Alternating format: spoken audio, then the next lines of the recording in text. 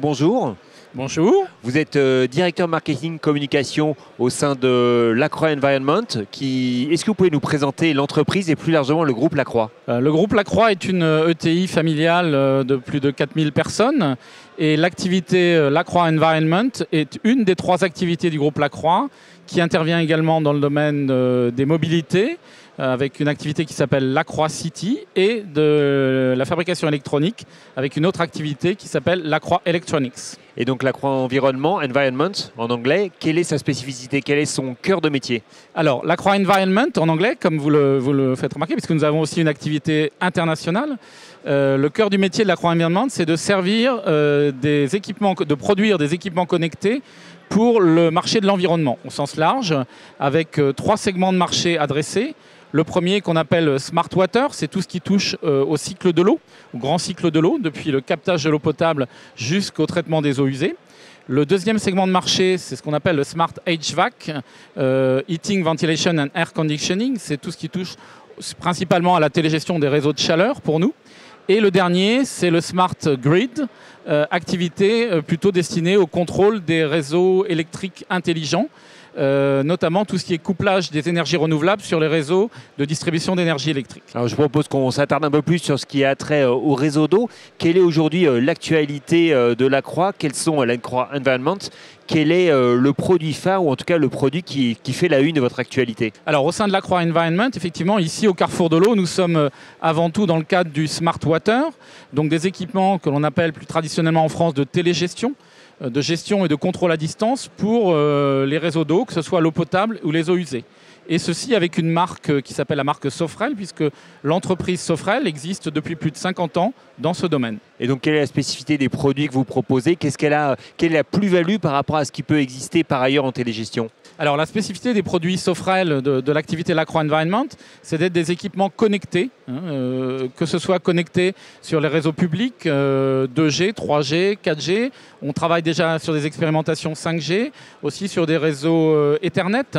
Donc notre spécificité, c'est tout ce qui est transmission des données à distance, mais avant tout le contrôle de ces données. C'est-à-dire que sur un équipement de réseau d'eau, une installation hydraulique qui peut être un captage, un forage, un réservoir, une station de traitement d'eau potable ou pour l'eau usée, un poste de relevage d'eau usée, une station d'épuration, nous allons collecter des informations de quantité des effluents ou de qualité à travers des mesures de niveau, de débit, le contrôle de marche de pompe, les contrôles d'ouverture de vanne. Et toutes ces données vont être contrôlées par nos équipements, enregistrées et donc transmises à distance pour avoir une vision globale et permanente du bon fonctionnement du réseau. Alors quand on parle de données et de transmission, j'imagine qu'il y a un fort enjeu de sécurité des données. Comment est-ce que vous en emparez? Alors bien sûr, c'est une des très fortes problématiques du moment, puisque nos équipements étant des équipements connectés, aujourd'hui, ce sont forcément des équipements cyber-attaquables, je dirais. Et depuis déjà plus de 4 ans maintenant, nous avons développé une nouvelle gamme de produits qui s'appelle Sofrel S4W, qui intègre nativement la cybersécurité dans l'équipement. Alors qu'est-ce que ça veut dire intégrer spécifiquement la cybersécurité?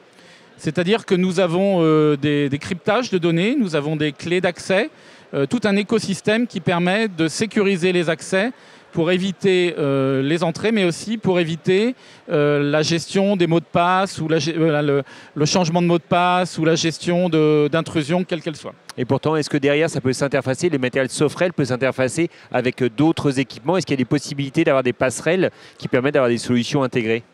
Alors bien sûr, nos équipements font partie aussi d'un écosystème de données, puisque de plus en plus, nos équipements vont être accordés sur ce qu'on appelle des hypervisions au niveau des collectivités ou des grands exploitants d'eau, qui ont tous développé aujourd'hui leur solution d'hypervision. Et à ce niveau, on veille aussi, à travers un écosystème, à la sécurité des données. Alors quand on est une collectivité, quelle plus-value est-ce qu'on peut attendre de ce type d'équipement de télégestion? Alors, pour les collectivités, les enjeux de la télégestion sont multiples. Le premier, c'est de sécuriser l'alimentation en eau vis-à-vis des abonnés, mais c'est aussi surtout d'améliorer le rendement des réseaux d'eau. On sait aujourd'hui que beaucoup de collectivités ont encore des taux de fuite beaucoup trop importants.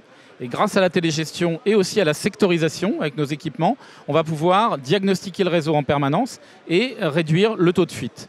Le deuxième avantage, c'est tout ce qui est au niveau des rejets d'eau dans l'environnement. C'est-à-dire qu'avec les rejets d'eau pluviale, notamment, on est assujetti aux directives européennes de mesure de ces rejets dans l'environnement.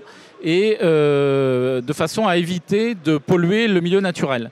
Et les équipements de type data logger nous permettent, nous, sur un déversoir d'orage par exemple, de quantifier le volume d'eau rejeté dans le milieu naturel en cas de pluie d'orage et de mesurer aussi parfois le taux de pollution. Enfin, tous ces équipements sont aussi des équipements qui vont contribuer à l'efficacité énergétique de la collectivité, puisque tous ces équipements hydrauliques consomment de l'énergie.